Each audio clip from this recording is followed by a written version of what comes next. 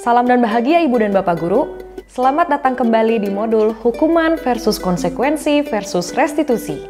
Pada materi sebelumnya, kita sudah belajar mengenai restitusi dan cara membuat keyakinan kelas yang berlandaskan nilai-nilai kebajikan universal. Nah, di modul kali ini kita akan belajar lebih banyak mengenai praktik restitusi di dalam kelas. Desma, itu mainannya masih berantakan di lantai. Aku mau pulang, Pak.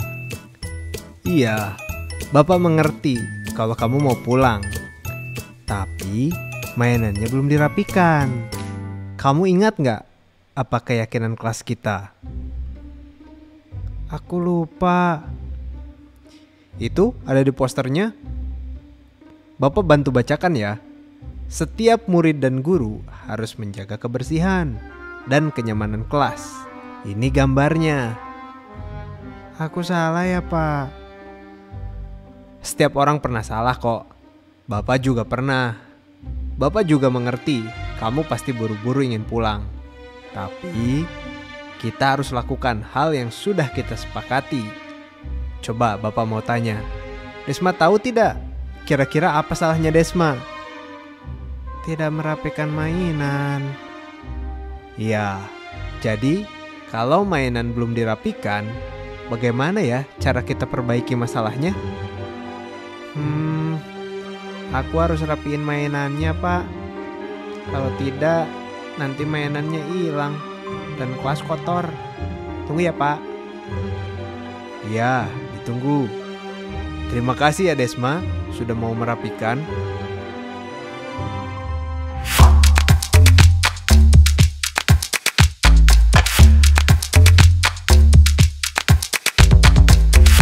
Ibu dan Bapak Guru sekalian, dari cerita tadi kita melihat contoh sudah adanya praktik restitusi yang berjalan di dalam kelas.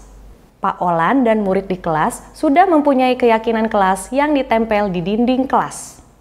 Saat kita sudah membuat keyakinan kelas, sebenarnya kita sudah maju selangkah untuk menerapkan konsep restitusi. Masalah kemudian muncul pada saat penerapannya. Meskipun Desma masih ada di jenjang PAUD, tapi Desma sudah mengerti kesalahannya. Dia juga tahu bagaimana langkah selanjutnya untuk memperbaiki masalahnya. Hal ini tidak luput dari peran Pak Olan saat menjalankan restitusi. Pak Olan membantu mengingatkan keyakinan kelas yang telah disepakati, sehingga Desma mengerti dampak yang akan terjadi. Mari kita ingat kembali langkah dalam melakukan restitusi. Pak Olan sudah melakukan sisi pertama segitiga restitusi, yaitu menstabilkan identitas murid. Pak Olan membuka ruang empati bahwa murid juga bisa berbuat salah. Dia mengingatkan dan mengerti kesalahan Desma, tetapi bukan berarti membenarkan kesalahannya. Ia menyadari bahwa ini merupakan hal normal.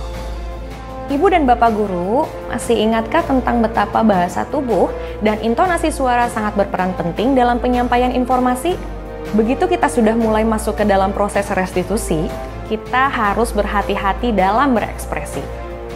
Perhatikanlah letak tangan, tatapan, mimik wajah, intonasi suara, pemilihan kata, atau bahasa tubuh yang lain. Setelah menstabilkan identitas murid sudah merasa tenang, tidak lagi merasa sedih dan emosional, maka dialog untuk menyelesaikan masalah bisa mulai dilakukan.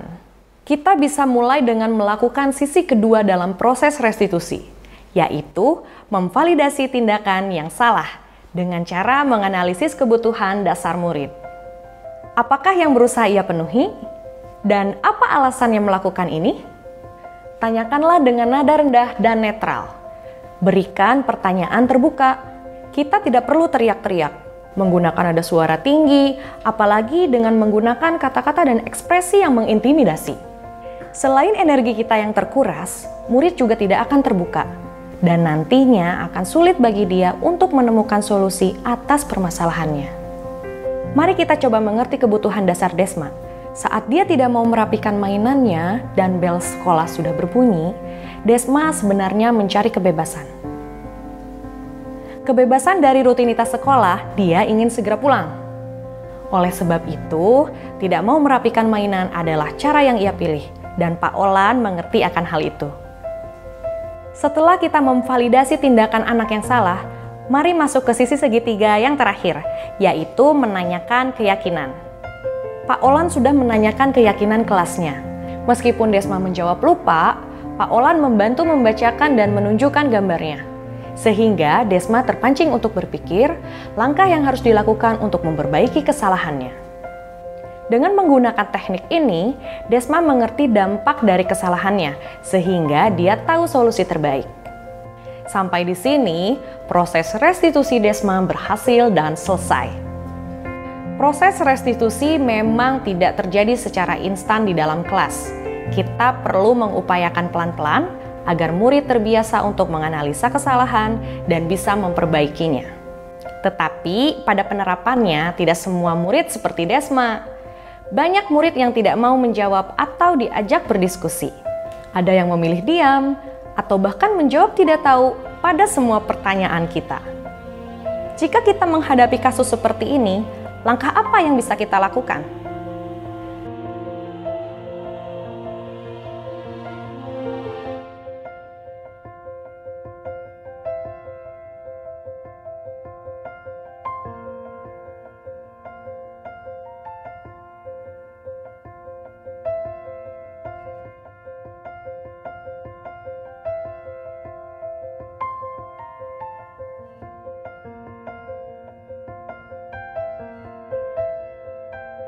Beberapa pertanyaan yang disarankan oleh Diane Gozen adalah: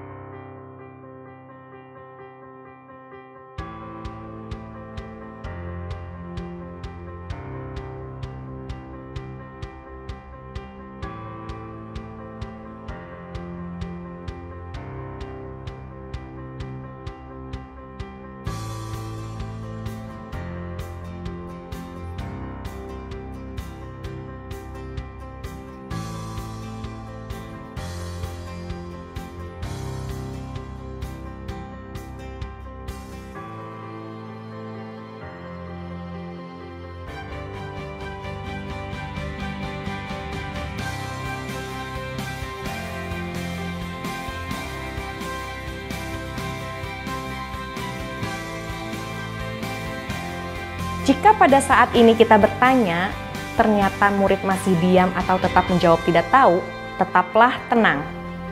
Lalu lanjutkan pertanyaan selama 3 menit.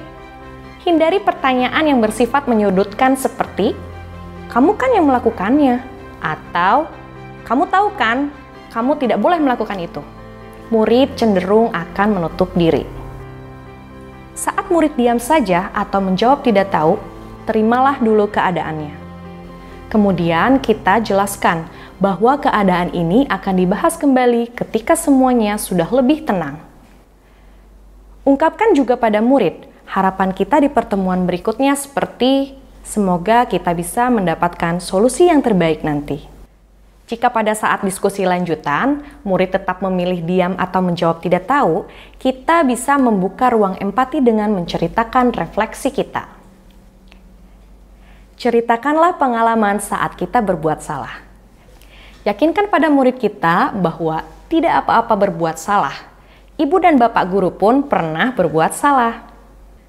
Katakan padanya bahwa kita tidak marah dan ingin membantu dia untuk menyelesaikan masalahnya. Keadaan mungkin lebih sulit untuk murid jenjang PAUD. Saat murid tidak menjawab, kita mungkin menduga-duga apakah arti diamnya. Apakah dia tidak mengerti atau pura-pura tidak mengerti? Beberapa pertanyaan akan susah untuk dijawab. Oleh karenanya, kita bisa memberikan gambaran kondisi nyata akan dampak kesalahannya. Berikan stimulasi pada murid melalui beberapa pertanyaan seperti, jika mainan tidak dirapikan, maka apa yang akan terjadi ya? Apakah kelas akan nyaman kalau berantakan begini? Atau apakah kita bisa yakin mainannya tidak hilang? Atau rusak jika dibiarkan berantakan di lantai? Dengan beberapa pertanyaan stimulasi seperti ini, murid akan memaknai kembali keyakinan merapikan mainan dan membuat kelas bersih dan nyaman. Ibu dan Bapak guru sekalian, sekian materi restitusi di kelas ini. Diharapkan dengan materi ini kita lebih siap untuk menerapkan restitusi di kelas. Kita juga mendapatkan gambaran mengenai beberapa tantangan yang mungkin dihadapi. Ibu dan Bapak guru, kira-kira apakah ada tantangan lain yang mungkin kita temui dalam penerapan proses restitusi? Bagaimana kita dapat menghadapinya? Semangat belajar terus ya, Ibu dan Bapak guru. Salam dan bahagia.